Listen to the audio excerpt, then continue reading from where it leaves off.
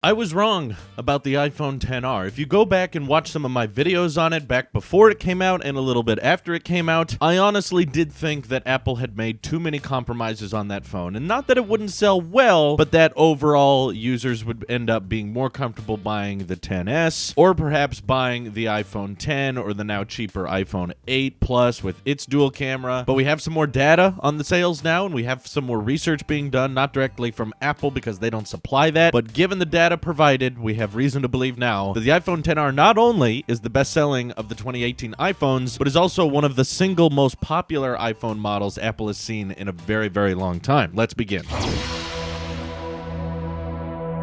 So, according to the CIRP, or the CIRP, if you want to call them that, they essentially discovered that in the month of June, the iPhone XR was 48% of iPhones sold, which is a very high amount if you consider all the other iPhones they're also taking into consideration. They're not just comparing the sales numbers to the XS and XS Max. In June of 2019, they're also factoring in the sales of the 6S, 6S Plus, SE, 7, 7 Plus, 8, 8 Plus, 10, and of course the rest of the 2018 lineup. And still, even with all of those other iPhones being sold, whether it be certified refurbished, whether it be in used condition, in reference to the United States sales, the XR is clearly the winner. Now, it's going to be very, very difficult for a company to track the sales of all different iPhone models across the globe, but I think it's pretty safe to say that the XR most likely is doing better than the XS and XS Max is overseas, if even in the United States, which is generally known for being a more consumer-packed market filled with people who are willing to spend lots and lots of money on their phone. The XR made the compromises in the right categories. Of course, the ones we all know, compromising on the display quality, scaling it down under 1080p, not quite to 720p, but enough that it was still good enough for most people. People are happy with it, while still keeping things like the wireless charging, Face ID, that fast A12 Bionic chip. Perhaps that's not the reason people are buying it. I think the main reason is that it's at that more competitive $750 starting price for still a later generation iPhone. I also think the size is what sold a lot of people on the XR. The fact that it's at that very comfortable 6.1-inch display, even though it's still physically smaller than a Plus model iPhone, and making sure that that rear-facing camera on the back has portrait mode support, which is an incredibly huge selling point for a lot of people. Even though for portrait mode, that only works on people, you still have it on the front-facing camera and the rear-facing camera, and most people, I guess, don't even really notice or care that it only works on people, because that's most of the time what you're taking a picture of anyway when you're trying to show off that your phone can do portrait mode. I did genuinely think last year,